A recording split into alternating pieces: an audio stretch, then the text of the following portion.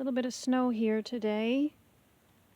It's funny, it's been warm and cold and warm and cold, and we're at a little bit of an elevation, so there's some snow here in the woods.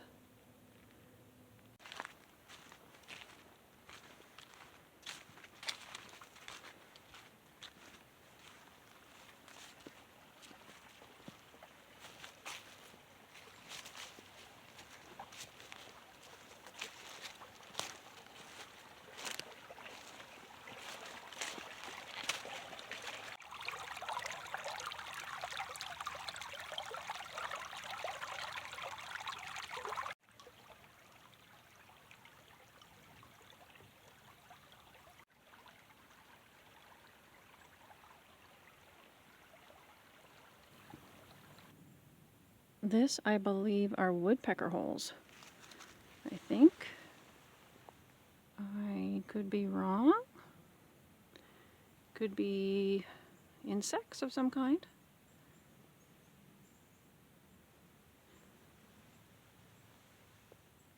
And this is always kind of interesting when there are two trees in one.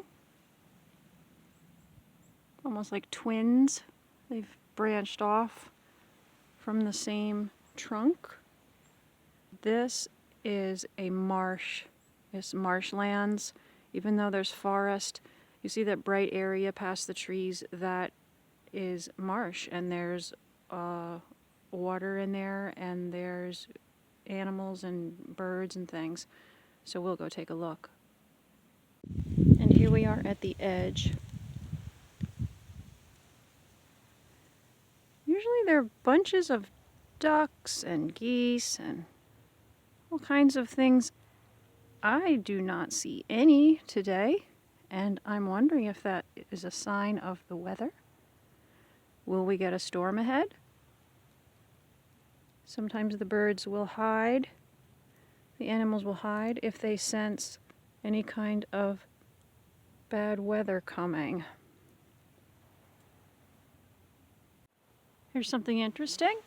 You can see right through this.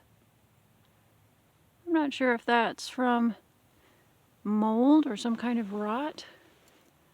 It is on kind of the bottom of a hill here. Maybe the water runs down through it. I'm not sure. Oh my, it's on this side too.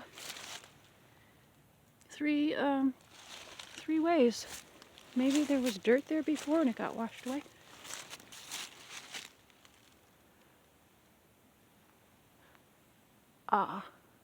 I think this tree might be dead. I don't know.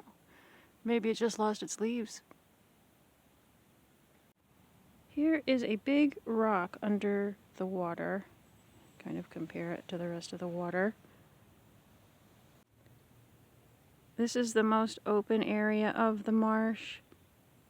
It's fed by little streams, and the little streams run off of it down the mountains, down to the river, a gigantic river that then eventually flows into the Hudson River.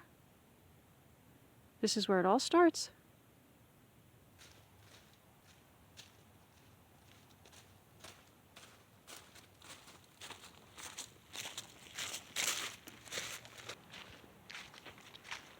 Hey everybody, I'm reading a book called Finding the Mother Tree by Suzanne Simard, and she is a tree scientist.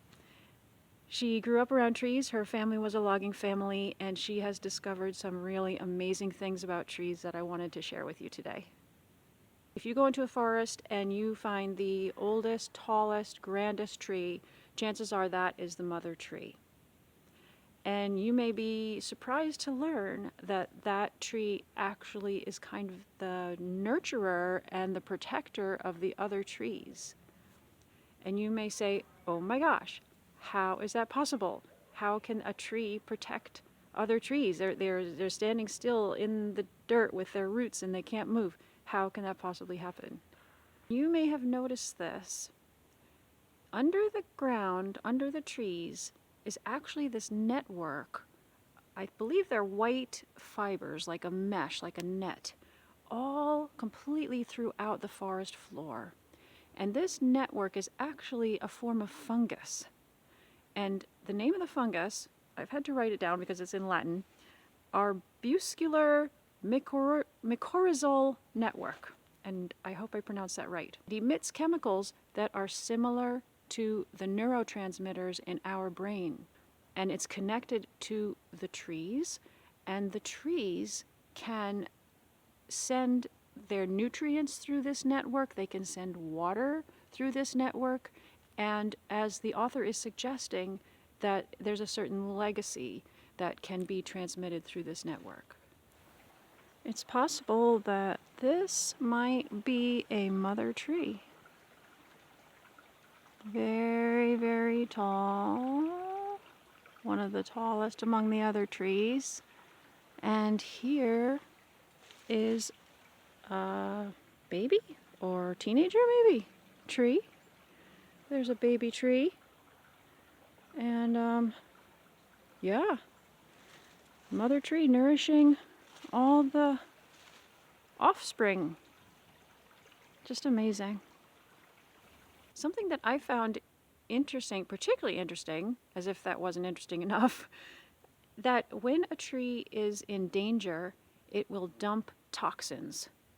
If they feel there's some kind of danger around, I'm not sure that it's designed to defend against humans. I'm not sure there's anything they could do about that.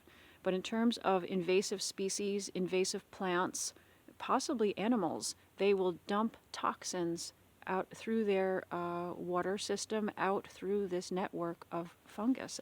From a literary point of view, the author has matched up this information about the trees with her life. It's almost like a little novel's going on next to these scientific facts. The author herself ended up having cancer, which she survived.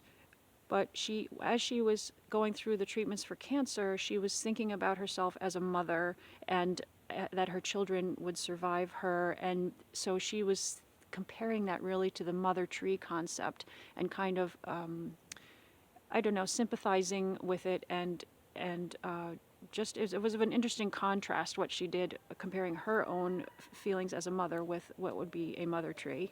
In the days when she was part of a logging family, they were very conscious of replanting trees, of making sure that the land would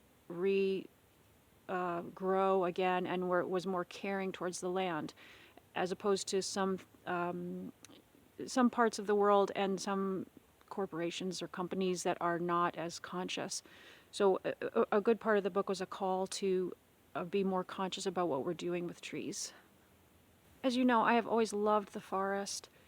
The minute I enter in the forest, and maybe this happens with you too, you immediately feel a little more relaxed. The trees, you can feel this wonderful energy. In the summertime, it's nice and cool, or there's just beautiful things to see, as I have shown in other videos and in this video too. And so I've always gravitated towards this landscape. I also hope in the future to be putting together, it could be an ebook or maybe just a regular book about something called foresting. And that is where you go into the forest for exactly those reasons, to just feel more relaxed, to alleviate stress, to think about things, to think things through. The name of the book again is Finding the Mother Tree. I highly recommend being in the forest. I recommend reading the book. I recommend hanging out in nature, watching the birds and feeling the breeze and breathing the air. If you're watching on YouTube or on my Patreon, please comment below about what you think or what you've experienced in the forest or what you think about the book. I would love to hear about it. Thank you very much, everybody. I hope you get to be around trees.